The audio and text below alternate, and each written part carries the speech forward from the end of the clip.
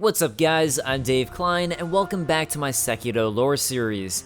Today we're going to take a look at the man who would help rescue Okami and give him the iconic prosthetic arm that he would go on to wield. If it isn't obvious, there will be major spoilers ahead, so you have been warned. So, let's talk about the Sculptor. Spirit emblems are manifestations of regret. Those regretful of their vile actions are haunted by many spirit emblems. Shinobi who have killed many must bear the physical toll of those sins. Deep into the sunken valley, beyond the Snake Eyes gun fort and at a place where the fountainhead waters were said to run and pool deeply, lay the Bodhisattva Valley. Here, in the Bodhisattva Valley, was an area where monkeys and apes roamed free, and any misstep could easily lead to one tripping and falling to their demise. And it was here that two young shinobi trained. These shinobi, a male and female, were rogue shinobi with no true master and no place to belong. And after a time training in a land like this, they came to move just like monkeys, thus earning one of them the nickname of orangutan. Meanwhile, his shinobi partner's nickname would become Kingfisher, and the two sought to perfect their art clashing swords together. Kingfisher had a unique slender finger and ring that allowed her to whistle. Her slender finger was the slender finger of a young woman. The one who used it before clearly used it for the purpose of driving beasts wild, as evidenced by the finger's open hole.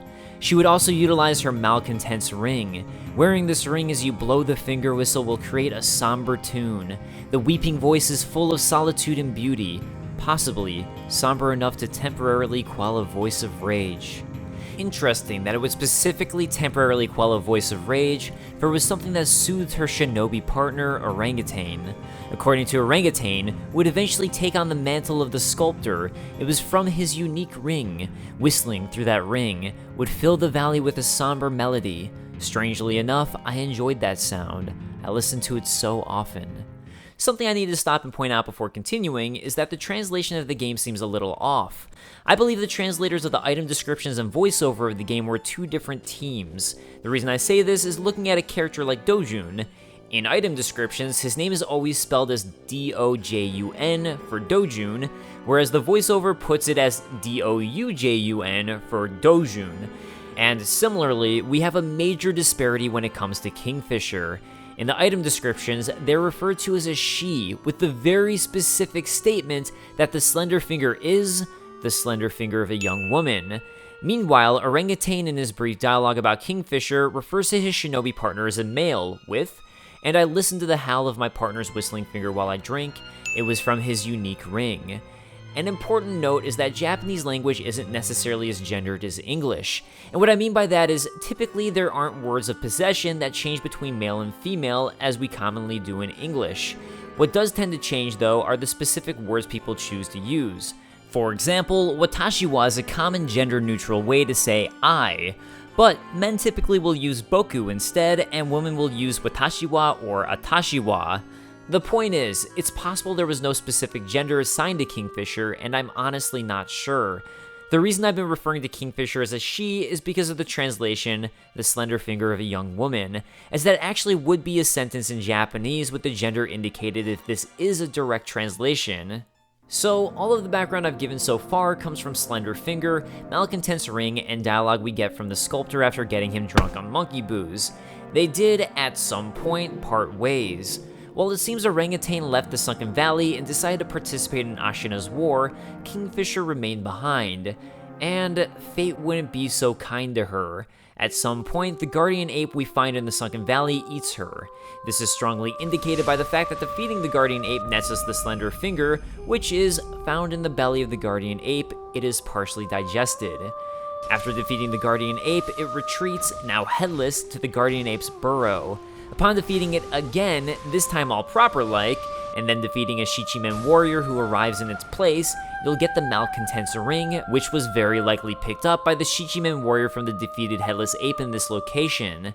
Confirming this connection, after you get the slender finger, the Sculptor makes a specific note of it asking where you found it. While Kingfisher's fate wouldn't be so fortunate, Orangutan left to fight in the war above, becoming known as the Bounding Monkey of the Sunken Valley. He would use the Shinobi Axe of the Monkey, which was a boorish axe used less for cutting and more for breaking things with its weight.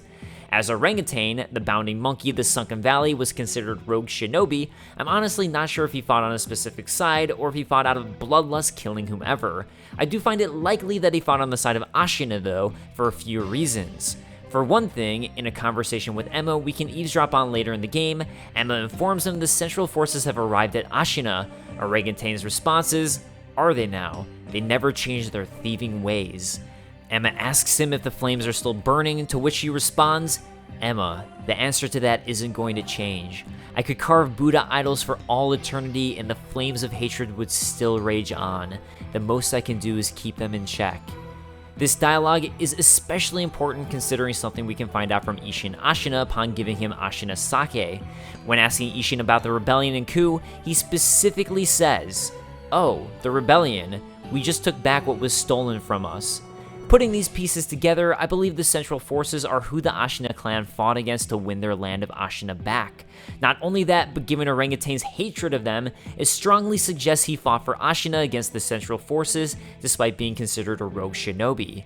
Not only that, but we know Isshin Ashina cut off Orangutan's arm at one point, which I'll get to a little bit later in the video.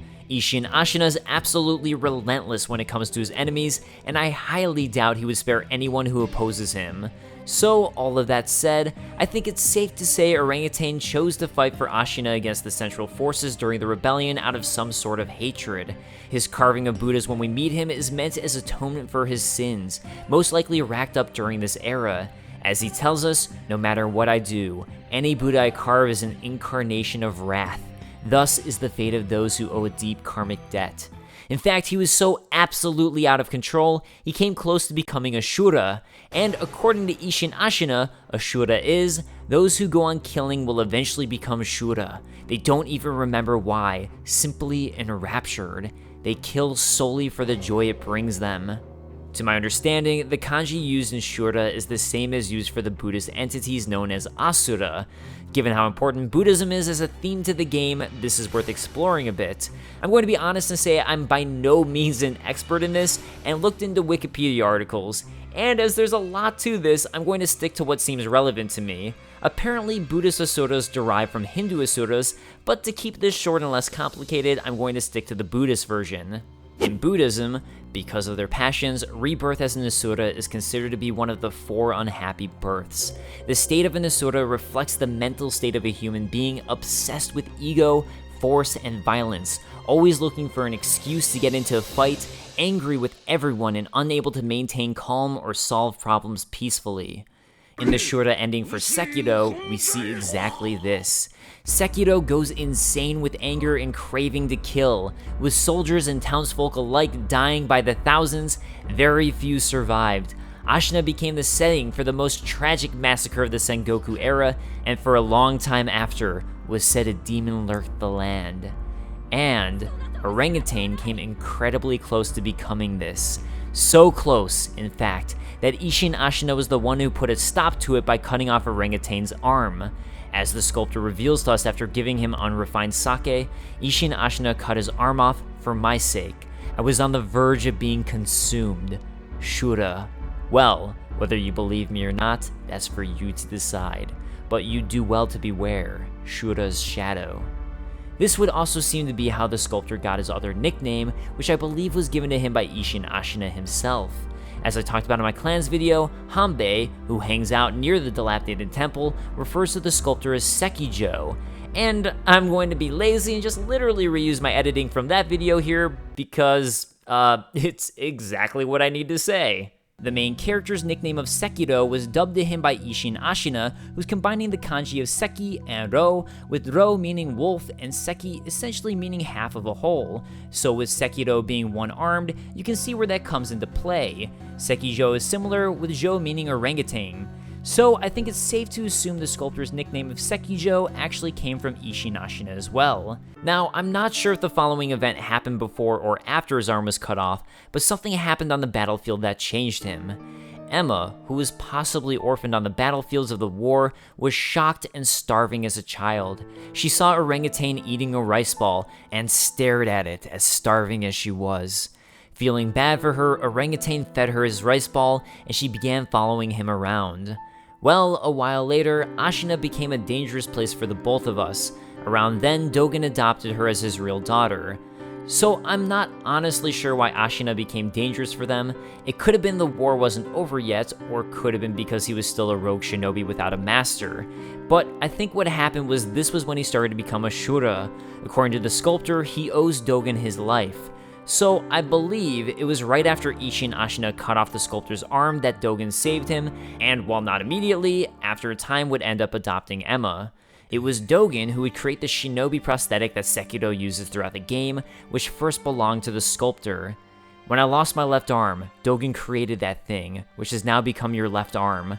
The first version was a complete failure, didn't work at all, so he remade it. Then he remade it again and again, countless times. He told me I needed to practice with the prosthetic in order to use it properly, so Emma would pester me into carving her spinning tops and other toys. After much training of that sort, it came to be called a Shinobi Fang. In other words, that prosthetic arm is Dogen's legacy. And the Sculptor would put that arm to use. He developed an entire art for it, writing the prosthetic esoteric text. Written by a man who abandoned the path of the shinobi but could not bring himself to discard his painstaking research. He never expected to pass these on to anyone else.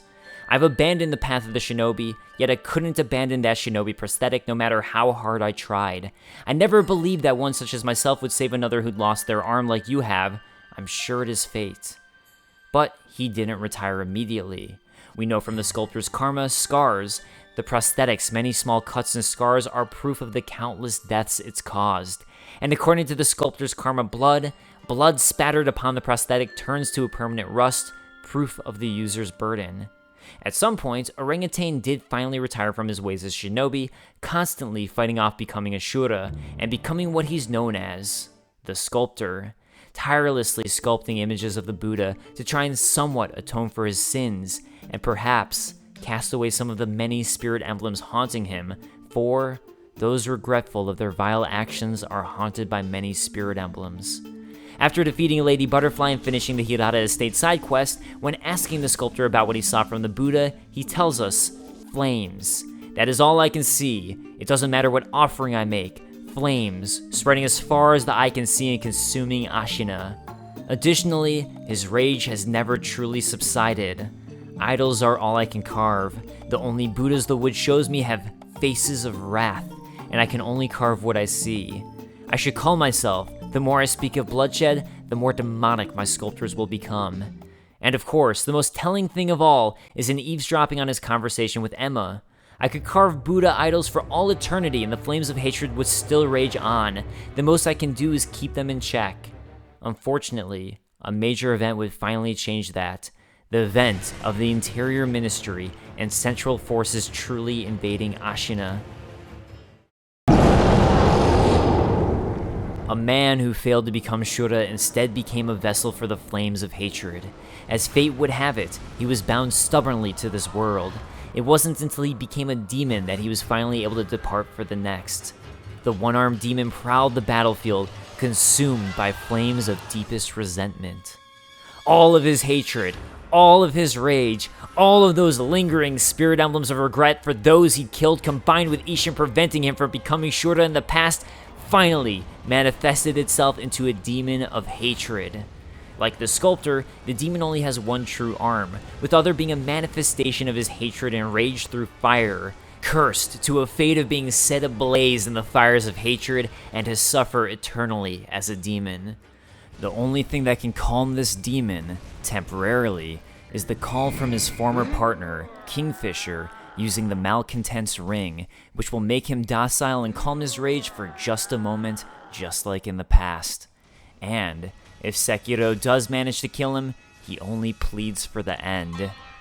Finish me, please, Wolf. Thank you.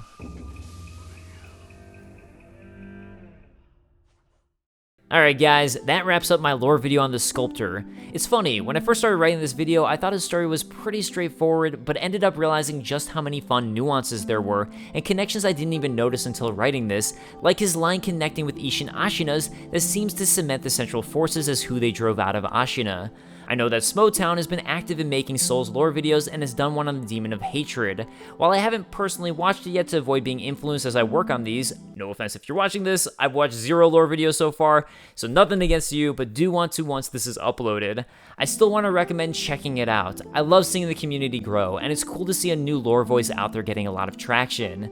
I'd also like to give a quick shout out to my patrons, in particular, Invidentia, Jason Buck, and Jacob. It truly means a lot to me, and I hope you enjoyed this video. If you did, check out my previous Sekiro Lore video on all of the various clans of the game and their motives. I've been doing FromSoft lore videos since 2013, and I have quite the extensive playlist at this point if you're interested. I also love varying my content, and if you enjoy more lighthearted comedic videos, I love if you checked out my Red Dead Redemption 2 Super Show, as I put a lot of love and energy into making it. And I'll see you guys next time. Peace.